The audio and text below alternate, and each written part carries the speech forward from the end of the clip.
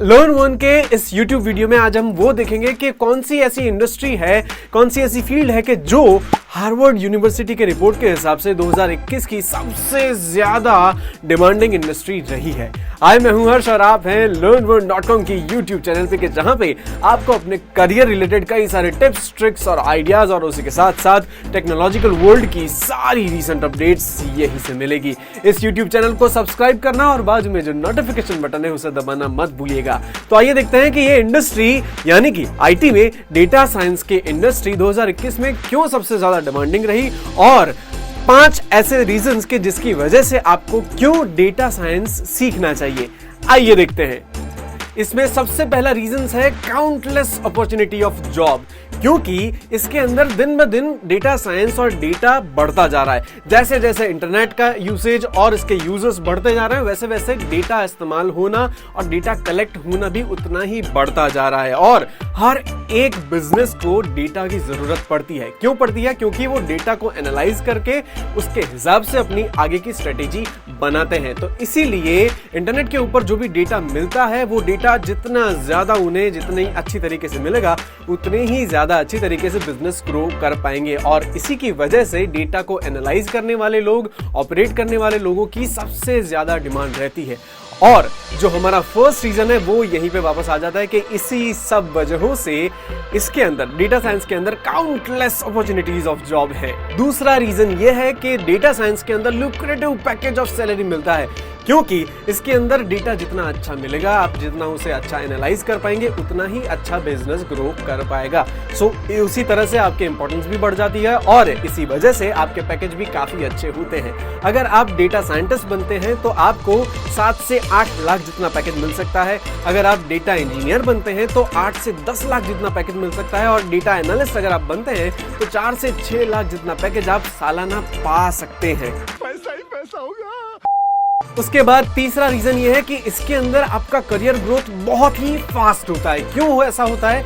क्योंकि इंटरनेट जितना फास्ट है उतना ही बिजनेस भी उतना फास्ट बढ़ रहा है और हर यूजर कुछ ना कुछ इस्तेमाल कर रहा है और इसी की वजह से बिजनेस काफी जल्दी ग्रो कर रहे हैं। लेकिन ये सारे ग्रो करते हुए बिजनेसेस एक जगह पे लैक करते हैं, वो है डेटा एनालिस्ट या फिर डेटा को साइंस के तौर पे देखना और उसको इंजीनियर करके अच्छी तरीके से अपनी स्ट्रेटेजी में इस्तेमाल करना। यहाँ पे लोग कई बार मिस आउट कर जाते हैं और इसी की वजह से आपको यहाँ पे करियर ग्रोथ काफी अच्छा मिलता है। और यूं होता है कि कई सारी कंपनी को, लगभग हर एक कंपनी को, जैसे कि इसकी इंडस्ट्रीज देखें, डेटा साइंस कौन सी इंडस्ट्रीज में इस्तेमाल होता है तो IT में होता है, हेल्थ केयर में होता है या फिर जहां कोई यूजर्स हैं वहां ये डेटा साइंस इस्तेमाल होता है और इसी की वजह से यहाँ पे जॉब के अंदर जो भी कंपटीशन होती है ना वो काफी कम होती है। इसकी एक वजह मैंने आगे बोला वही कि बिजनेसेस को बहुत ज्यादा डेटा साइंटिस्ट की जरूरत है और वो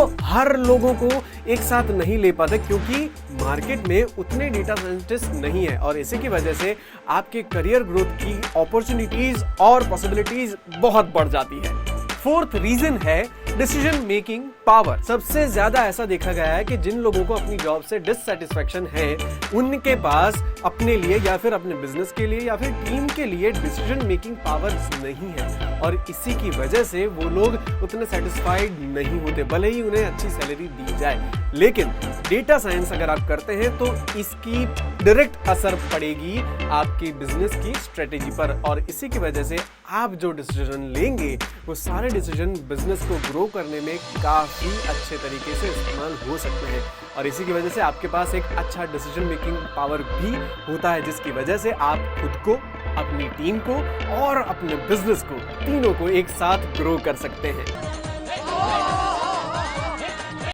पांचवा रीजन है फ्रीलांसिंग की अपॉर्चुनिटीज। इसकी एक वजह यह भी है जो हमने आगे बोला कि डिमांड इतनी ज्यादा है लेकिन सप्लाई यानी कि मार्केट में उतने डेटा साइंटिस्ट अवेलेबल नहीं है और इसी की वजह से कई छोटी छोटी कंपनीज को जो डेटा साइंटिस्ट को अच्छा पे नहीं कर पाती वो भी फ्रीलांसिंग प्रेफर करती हैं और उसी की वजह से फ्रीलांसिंग में भी आपको कई सारी अपॉर्चुनिटीज जॉब के अलावा भी मिलती है। और अगर आप ऐसा चाहते हैं कि आप खुद का बिजनेस खड़ा करना चाहते हैं तो आप फ्रीलांसिंग में अपनी अपॉर्चुनिटीज का इस्तेमाल करके और जितनी भी पॉसिबिलिटीज वहां पे मिलती हैं उसको अपनी लाइफ में लेके, अपने करियर में लेके आप अपना खुद का बिजनेस भी खड़ा कर सकते हैं। वहां पे प्रैक्टिस कीजिए, अच्छे रिजल्ट्स दीजिए और उस रिजल्ट्स को उस हिसाब से इस्तेमाल कीजिए अपने बिजनेस में कि जिससे आपकी बिजनेस स्ट्रेटेजी इतनी अच्छी हो जाए कि ज्यादा जरूरत ना पड़े लोगों तक आपके बिजनेस को पहुंचाने में। तो ये थे वो 5 रीजंस कि जिसकी वजह से आपको डेटा साइंस सीखना चाहिए। क्या आप डेटा साइंटिस्ट हैं? तो आपको क्या लगता है कि क्यों किसी को डेटा साइंस सीखना चाहिए? ये 5 रीजंस के अलावा भी आपने कोई एक्सपीरियंस किया तो वो भी आप कमेंट में लिखिए, और डेटा साइंस के बारे में आपको कोई क्वेश्चन हो तो वो भी आप कमेंट में डाल सकते हैं।